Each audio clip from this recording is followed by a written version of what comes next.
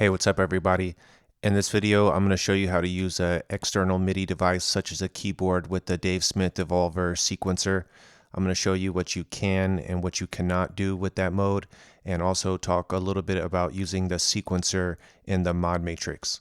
I'm not going to lie, I actually don't use this feature at all, but this one is by request.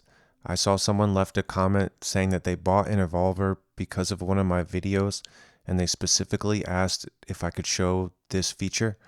So I want to give a shout out to Missionzer0000. It was like 2 months ago, so you or they probably figured it out by now, but I spent a little bit of time with it and like dived into this mode a little bit, so hopefully this is beneficial to you or to anybody else that sees this video. Here I have a basic patch using only oscillator 3 set to shape 96, which will be relevant in a second.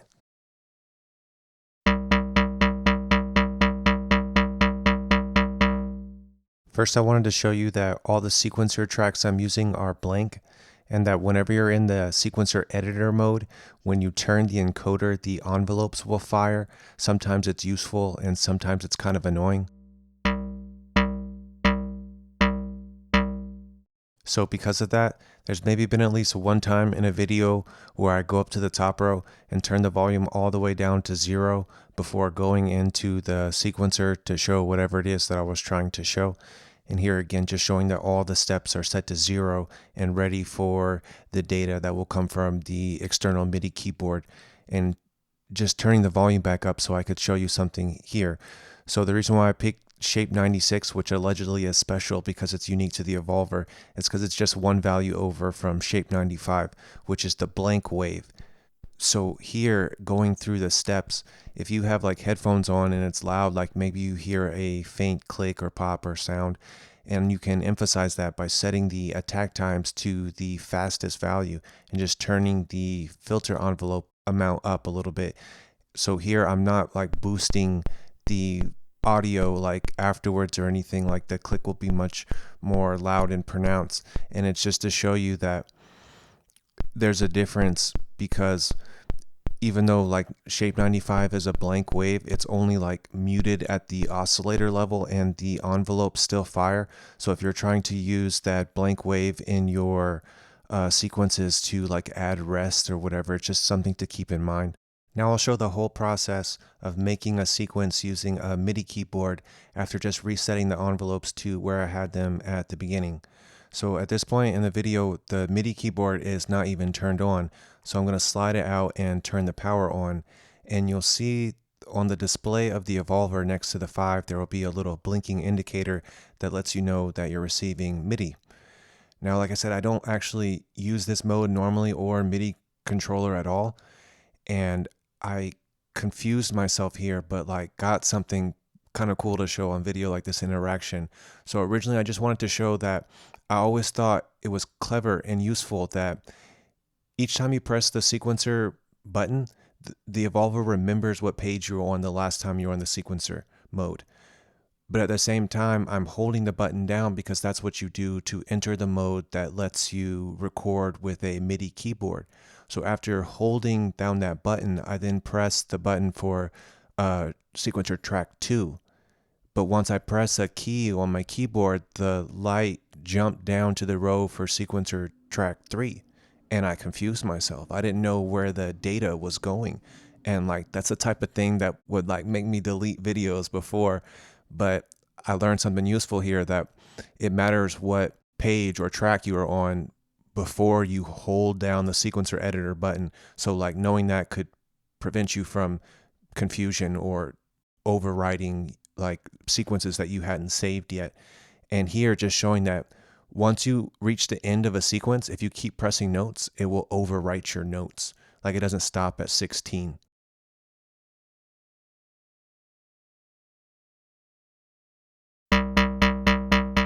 Then you might press play and hear the same exact sound you started with, and that's because it doesn't automatically assign that sequence to the pitch of any of your oscillators. So you have to go down to the bottom row and assign it to the frequency of all or just one of your oscillators. And I kind of just hit random notes in this video, so It's not going to be a very musical demo.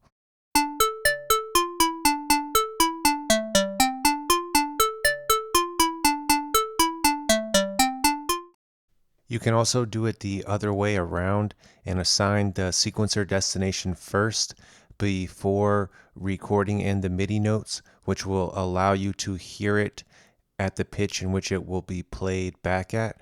So here I'm doing that with sequencer 3, and now with the knowledge that I need to be on the page for sequencer 3 before holding down the button to enter the Midi mode, and again just recording like some random notes.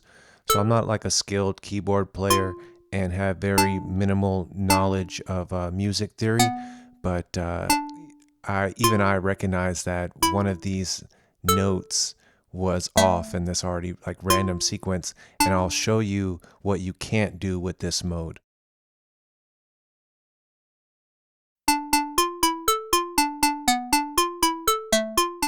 Cutting that one early because it's a terrible sequence, and unfortunately, you cannot use this mode while trying to edit your sequences.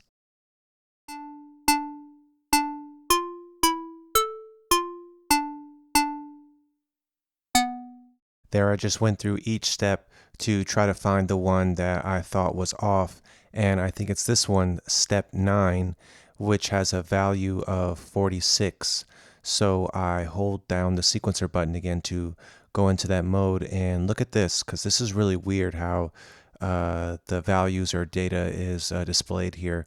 So now it's showing me that the whole page 2 of this track was 46 and the whole page 1 has the value of 52, which is not the case and was not the case before holding the button down.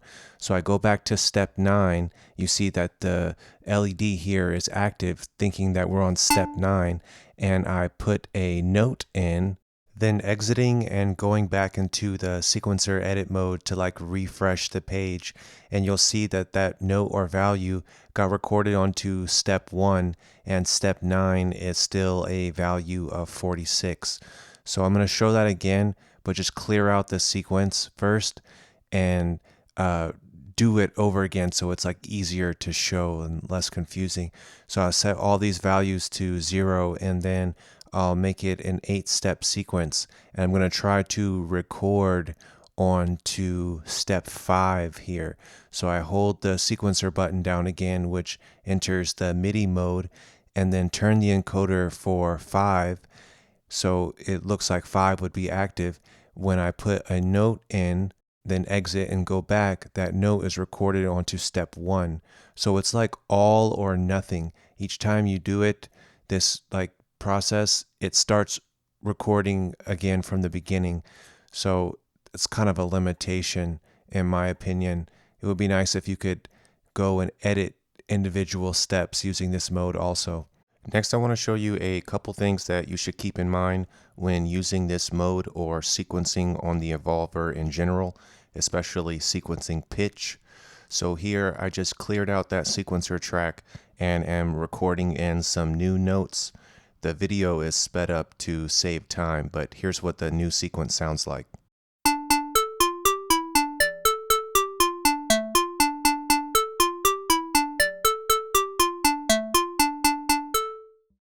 Absolutely terrible.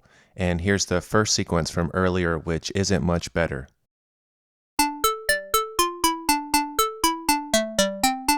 Both of those sequences are bad, and I'm not trying to torture anybody, but you'll notice here that they both start with a value of 52. Now, for me, that's a little bit on the high side in terms of pitch values. Like I was just hitting kind of random notes here in the middle of the keyboard, so it would be in the middle of the screen.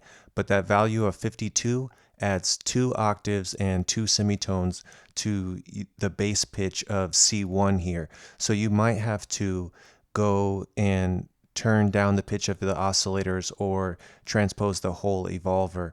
And also some of the digital oscillators alias worse than others. Like here I'm showing you 65 because it's one of the cleanest wave shapes. I forgot to play it back at the same pitch, But what I found when I was playing with this mode is that even though I was just using random notes for my sequences, sometimes when I would change the wave shape to a mellower shape, like shape 65 or 86, it would actually sound kind of cool to me.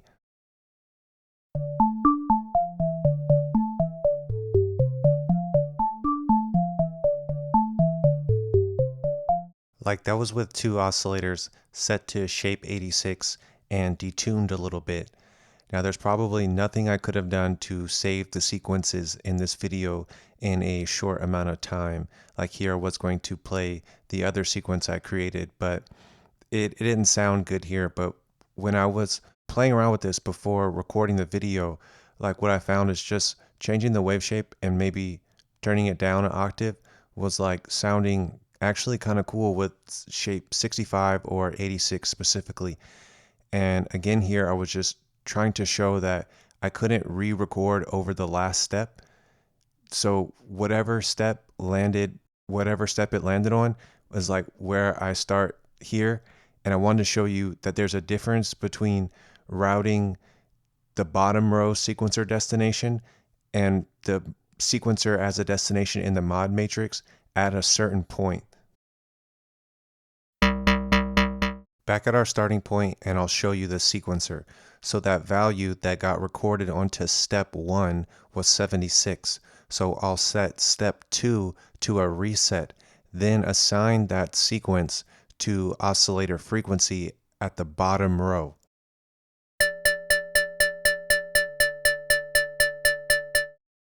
This is where it gets weird because it's going to sound different when I turn the bottom row routing off and assign that same sequence to control oscillator frequency via the mod matrix. So here setting sequencer 3 as the source, oscillator all frequency as the destination, and the max amount is 99. I'll turn that routing off by assigning it to an unused oscillator, and you'll hear our bass sound again. That's our bass sound again. Just wanted to show that there's no other modulation. For some reason, the same sequence sounds different when assigned via the mod matrix versus the bottom row sequencer destination.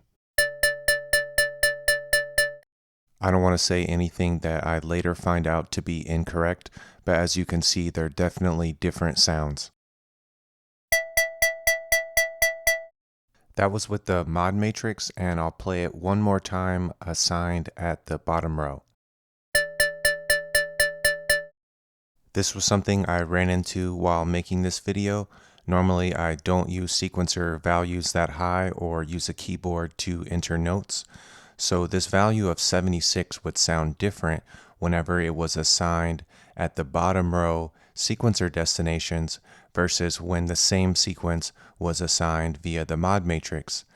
Now maybe you're thinking it has something to do with this mod matrix modulation amount, which here is set to 99, and that's the maximum amount. Like it doesn't go any higher than that. And I'm going to show you that it's not that. So here I'm making a new sequence, just putting the notes in manually on the unit itself, and they'll all be within 1 octave. And here, whenever it's assigned at the bottom versus the mod matrix, they will sound the same. I trimmed out a part where my encoders were skipping, but first I'll play the bottom row assignment.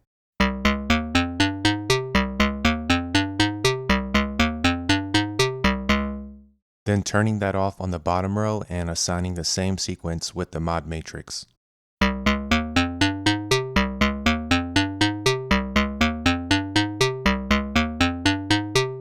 Like I said, I don't normally use values this high when sequencing pitch, but while making this video, I found that if I pressed a note on the keyboard that produced a value of 74 or higher, I would get a difference between the bottom row sequencer routing and routing the same sequence via the mod matrix. And I've shown one other example on this same type of phenomenon with the LFOs and the LFOs controlling pitch. While this might seem like useless information, I promise you this will become more important later as I go deeper into the sequencer and make some more sequencer tutorials. So hopefully this helped you, Mission 0000, or to anybody else that sees this video.